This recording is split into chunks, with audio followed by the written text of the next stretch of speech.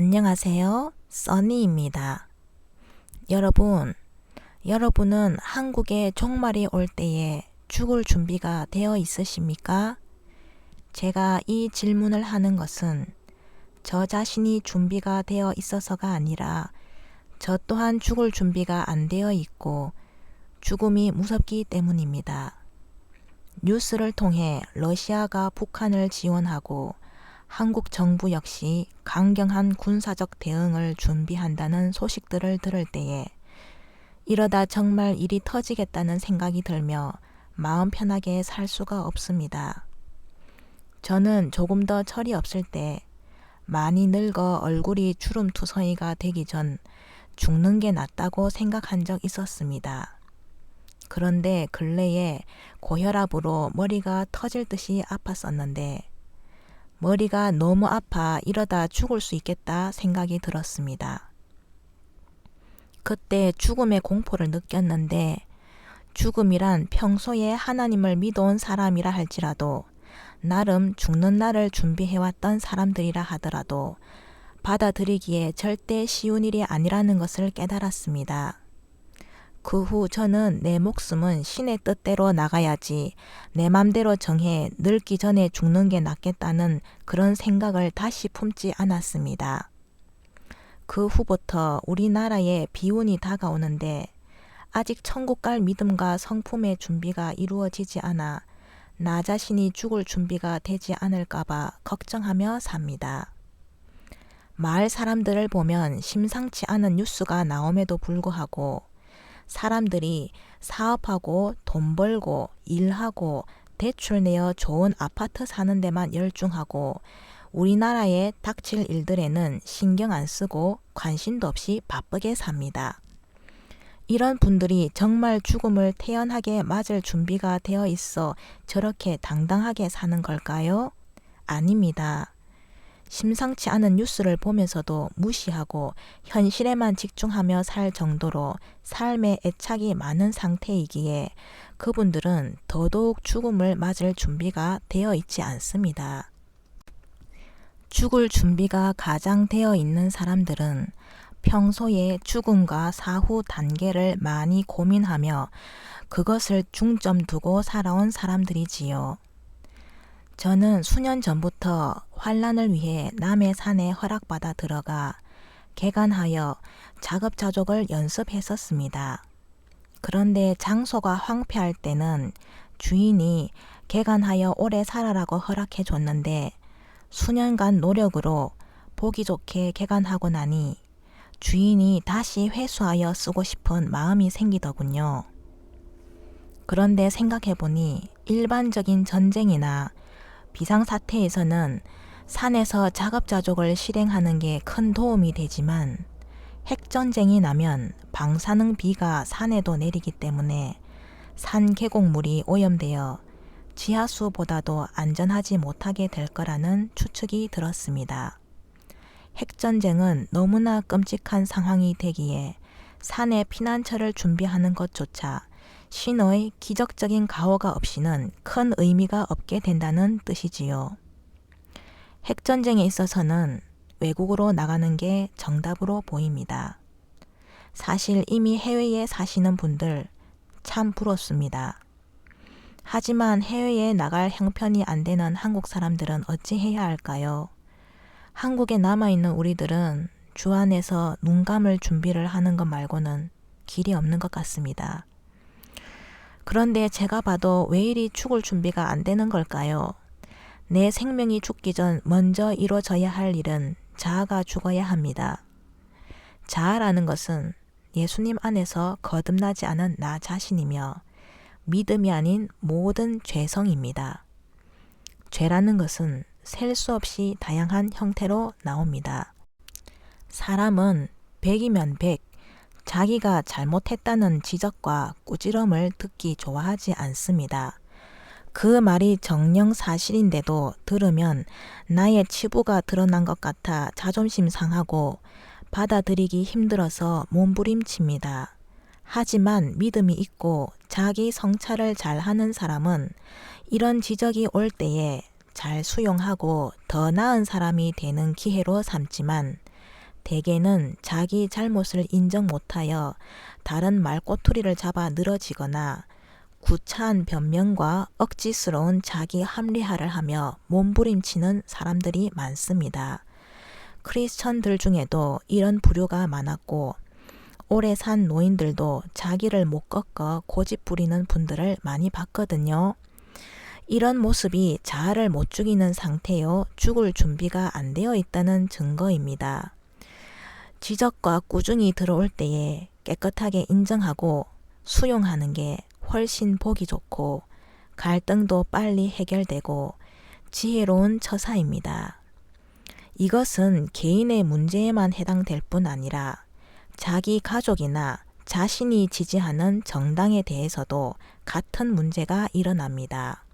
사랑하는 가족일지라도 자기 가족이 잘못했을 때에는 공정하게 판단하여 가족을 바로잡아줘야지 무조건 가족 편을 들어줘서는 아니 되며 정치 문제에 있어서도 보수 쪽을 지지하든 진보 쪽을 지지하든 자기가 지지하는 당의 정치인이 잘못하고 있고 또 객관적으로도 신빙성이 있는 문제라면 인정해야지 무리하게 두둔하려 하고 반대편에다가 뒤집어 씌우려는 정신과 태도는 신사적이지 못하고 이미 객관성을 벗어나 극우나 극자 쪽으로 치우쳐지고 있는 증거입니다. 정치 문제에서 자기가 선호하는 당 사람의 잘못을 인정하지 못하는 고집스러운 사람은 자기 자신의 잘못에 대해서도 꺾지 못할 사람이 될 것입니다. 그리고 나의 잘못으로 남에게 상처를 준 일이 있을 때는 하나님께만 회개하지 말고 그 사람에게 가서 진정한 사과로 마음속에 내가 박은 몫을 빼내줘야 합니다. 교회 안에서 자기가 잘못했음에도 자존심이 강해 절대 사과하지 않는 사람들을 많이 봤습니다. 가해자는 죄책감에 잘못을 시정해보려 웃는 얼굴로 덕담 몇 마디 던져주거나 아니면 사과 없이 선물을 갖다 주는 미미한 우회적인 노력으로 화해하려는 사람들이 있었습니다. 이런 행동들은 자존심을 끝까지 지키면서 잘못을 인정하지 않는 행동입니다. 진정으로 전달된 사과는 상대방의 마음에서 90%는 용서받을 수 있으나 장난 비스무리하게 넘어간 일은 상대의 마음에서 상처가 절대 치유되지 않습니다.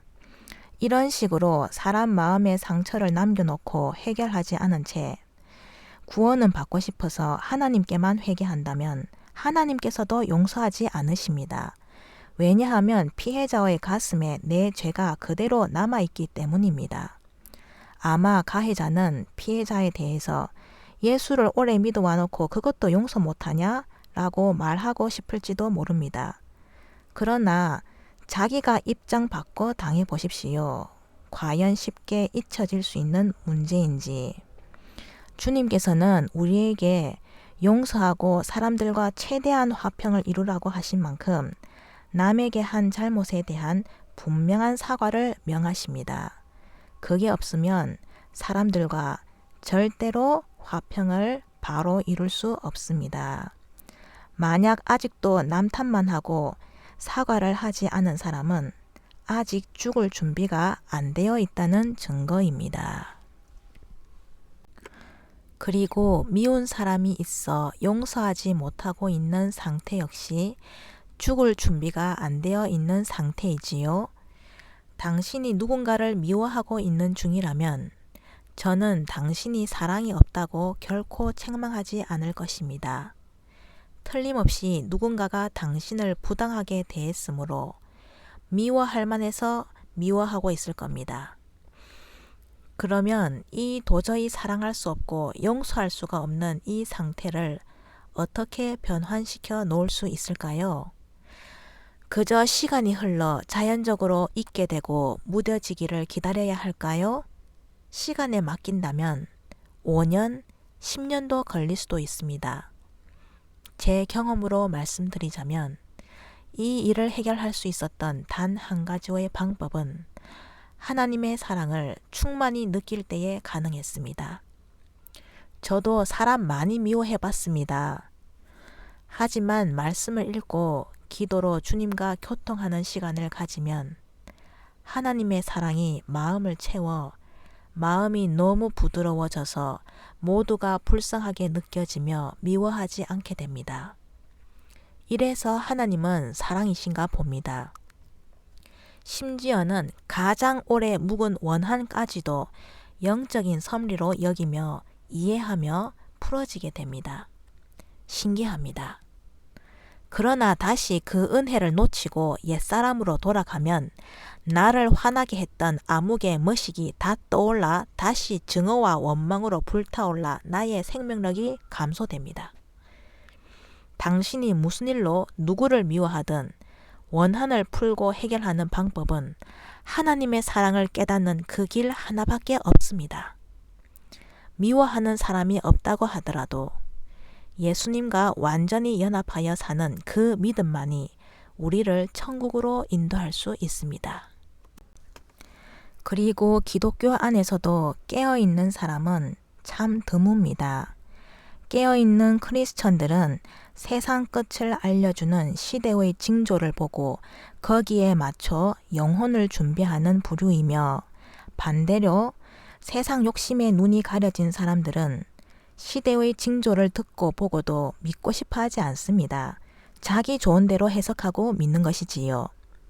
일이 되면 영혼이 깨어있는 사람들은 자기만큼 깨닫고 상당한 믿음과 분별력에 이르지 못한 사람들을 낮춰보며 믿음이 미약한 중에 있는 그들에게 혹독한 책망과 비판을 퍼붓기 쉽습니다. 이런 태도는 주로 교회 안에 있는 부조리와 잘못을 폭로하는 설교에서도 나오기 쉽습니다. 저도 이런 정신을 품은 적 있었는데 알고 보니 이것 또한 성숙하지 못한 상태였습니다. 진실을 말하고 이치를 따지는 순간에도 예수 그리스도의 사랑을 바탕으로 말해야지, 사랑이 빠진 채 날선 비판이 나가면 설령 내용은 참일지라도 공감을 얻지 못하고 상처만 남깁니다. 이래서 그 모든 미덕 위에 완성시키는 으뜸은 사랑이라고 하신 겁니다. 깨어있는 분들은 이 점을 유의하여 나만큼 깨닫고 있지 못한 사람들, 그런 사람이기에 반대와 조롱으로 나에게 상처 주는 사람들일지라도 한심하게 업신여기지 말고 긍휼을 잃지 맙시다. 긍휼과 사랑은 우리같이 못된 인간들이 성립하기에 가장 어려운 것입니다.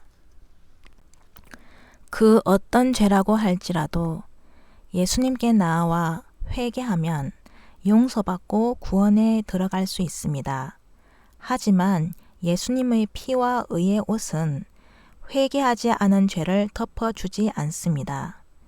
회개라는 것은 자신의 단점과 과오를 시인하고 고백하는 것을 의미하지 않습니다. 감옥에 있는 죄인들도 자기가 한 일을 시인합니다. 회개는 예수님께 용서받은 후 더 이상 그 죄 속에 살지 않는 것입니다. 사람이 예수님을 믿는 믿음으로 구원받되 그 경험은 일시적인 절차가 아니라 하나님의 은혜 아래 계속적으로 거하는 삶입니다.